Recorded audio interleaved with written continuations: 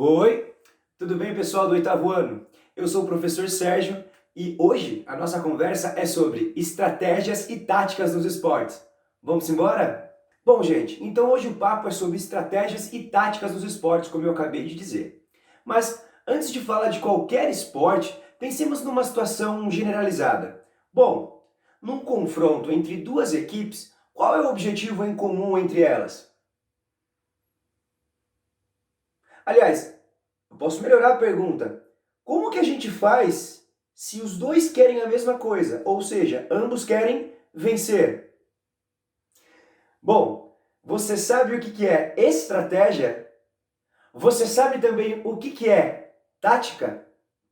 Para exemplificar esses assuntos principais da nossa conversa, a gente vai utilizar de uma modalidade esportiva muito conhecida, praticada no mundo inteiro. Aliás, o esporte mais consumido no mundo. Vocês sabem de que prática eu estou falando? É claro, estou falando do futebol.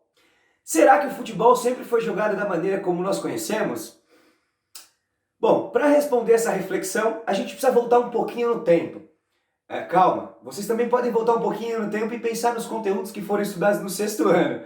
Vocês se lembram que existem, além do futebol, outros jogos que já pertenceram à história da humanidade que também eram jogados com os pés? Na Ásia, existem registros de 4.500 anos antes de Cristo em que se jogavam já com os pés.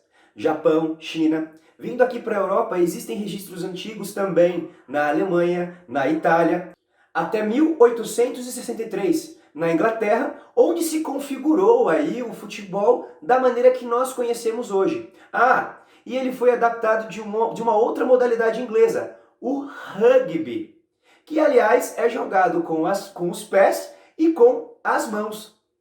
Já notou? Você conhece o rugby? Pois é. Será que a ausência das mãos no jogo, esses membros tão dominantes no dia a dia para nossa realização de atividades da vida diária, não é mesmo? Será que a ausência das mãos no jogo aumenta ou diminui aquela sensação de previsibilidade, de competitividade? Bom, a gente não realiza muitas tarefas com os pés. Será que o pé, unicamente como um membro que pode encostar na bola e fazer as ações, aumenta ou diminui aquela sensação de surpresa do que irá acontecer durante o jogo? Bom, pessoal, essas são reflexões e pensamentos para uma outra conversa. Eu só queria que vocês pensassem um pouquinho sobre a evolução dos jogos feitos com os pés. Aliás, o futebol, como nós conhecemos hoje, também inspirou outras práticas esportivas que nós podemos considerar da mesma família, visto que utilizam da bola e do fute, do pé, no caso. Como, por exemplo, o futsal, antigo futebol de salão, hoje com o nome futsal. O futevôlei, ou o futebol de areia, dentre outras modalidades que utilizam da bola e dos pés. Bom, gente, mas vamos voltar ao assunto. Como nós dissemos anteriormente, nos esportes, em geral, quando duas equipes se enfrentam, elas revezam o ataque e a defesa. Ou seja, ora uma ataca, enquanto a outra defende, e vice-versa. Essas situações acontecem o tempo todo. No caso dos esportes de invasão, como é o exemplo que nós estamos utilizando, isso acontece demais. Vamos então à definição de um dos assuntos principais da nossa conversa? O que seria a estratégia? A estratégia compreende todos os níveis de planejamento e organização das fases de preparação de uma equipe. O plano estratégico geralmente é realizado por uma comissão técnica, de acordo, é claro, com o projeto dos dirigentes responsáveis pela equipe. Um exemplo, pessoal, numa situação de jogo, logo menos nós conversaremos sobre isso, sobre as posições estratégicas e a disposição dos jogadores numa situação real de jogo. Mas, pessoal, por exemplo, uma equipe pode ter uma estratégia inicial de jogar mais no ataque, na defesa, ou, se jogando na defesa, portanto, também no contra-ataque. Mas daqui a pouco a gente fala sobre isso. A decisão do plano estratégico pela comissão técnica, ela vai depender necessariamente do conhecimento das características táticas e técnicas dos jogadores. Vamos a outra definição? O que seria tática? A tática, pessoal, ela pode ser analisada de forma individual e coletiva. Ela diz respeito ao conteúdo cognitivo da oposição entre as duas equipes. É a capacidade de manipular. Eu sei que manipular é a palavra relacionada a mãos, e no caso a gente está falando do futebol. Então, portanto, é a capacidade de dominar o ambiente frente à dinâmica ataque e defesa. A tática relaciona-se diretamente com os limites da própria capacidade de resposta, com o objetivo de vencer os problemas táticos impostos pelo adversário. Ou seja, ao mesmo tempo que taticamente eu desejo fazer gol, também desejo não sofrer gol. E esse também é o desejo tático do adversário. Individualmente, a tática se relaciona à tomada de decisão do jogador. Se ele optou por passar, chutar ou driblar a bola. Como depende da tomada de decisão, não necessariamente ela resultará numa resposta positiva. Ela também pode resultar num processo negativo, num contra-ataque, por exemplo. Tudo isso vai depender do quê? Do seu gesto técnico. Vamos definir o que é técnica? A técnica, ela se refere ao domínio dos movimentos que serão realizados durante o jogo. Existem, por exemplo, diferentes técnicas para se chutar a bola. Podemos chutar a bola com a parte interna do pé, a famosa chapa. Podemos chutar a bola com o peito do pé, até de bico, até de trivela, que é quando nós utilizamos aqueles 3 últimos dedos da parte externa do pé para dar o chute com mais efeito, não é mesmo? Objetivando uma curva, né? Tudo isso faz parte de um gesto técnico, ou seja, a forma como você escolheu executar o movimento. É claro que todos esses elementos, a estratégia, a tática e a técnica, todos eles se associam durante o jogo. Se você parar para pensar, a estratégia inicial de atacar pode ser modificada até mesmo durante o jogo. Para isso, nós precisamos conhecer os sistemas táticos. Vamos conversar um pouquinho sobre eles? Bom, frequentemente nos programas esportivos ou jornais, enfim, nas mídias esportivas, são feitos comentários sobre uma determinada equipe ter utilizado o sistema 4-3-3 ou o 4-4-2 ou até mesmo o 3-4-3. Mas já pararam para pensar o que isso significa? Esses são exemplos de sistemas táticos que podem ser utilizados pelas equipes de futebol na estratégia antes e durante a partida. Tudo isso visando neutralizar, tentando neutralizar as jogadas do adversário e também tentando marcar o gol. É claro, tudo vai depender do quanto a comissão técnica conhece as características dos jogadores para definir aí a melhor estratégia e as melhores táticas, ofensivas e defensivas. Como nós dissemos, existem vários sistemas táticos, mas o que ficou mais conhecido e comum foi o 4-3-3. Vamos ver como ele fica na prática? O 4-3-3, bem como os outros sistemas, esses números estão relacionados à quantidade e o local que eles ocuparão dentro do campo. O 4-3-3 é composto da seguinte forma. Nós temos 2 zagueiros, 2 laterais também que fecham a defesa, 3 meios de campo, jogadores que ocupam a área central do campo e também 3 atacantes. Ué, se nós contarmos 4 mais 3 mais 3 dá 10. Nós sabemos que o jogo de futebol é composto por 2 equipes de 11 em cada lado.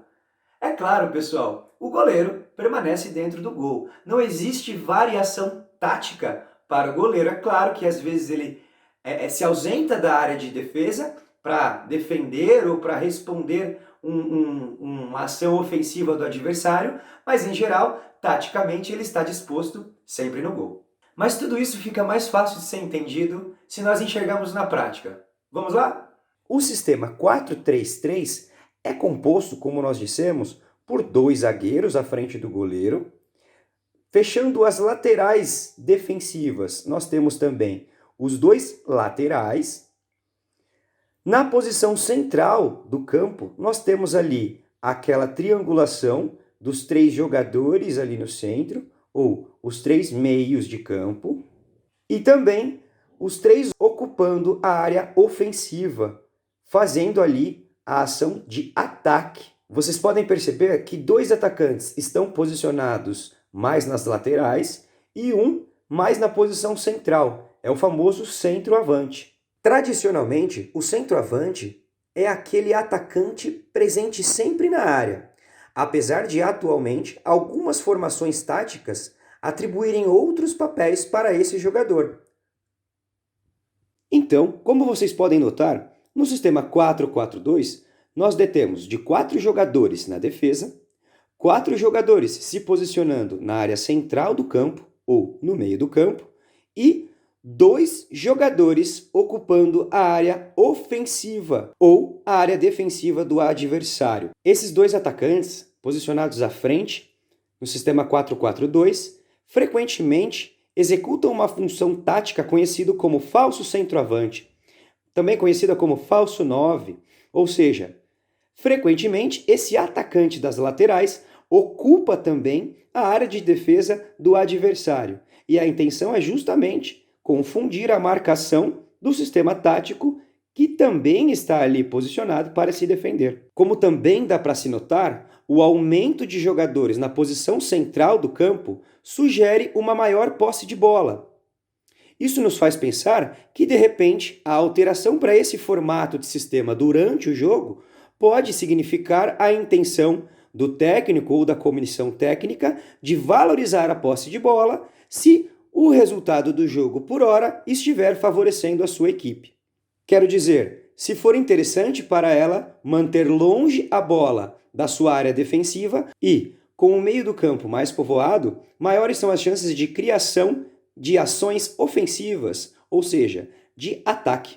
Também diferente das outras variações que nós vimos anteriormente, o sistema tático 3-4-3, também como o nome sugere, detém de 3 jogadores na defesa, 4 jogadores ocupando a área central e as laterais do meio do campo e também 3 atacantes na área ofensiva ou na área de ataque.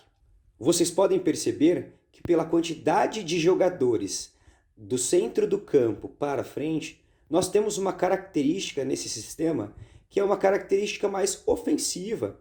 Quero dizer, essa característica aumenta a propensão ao ataque.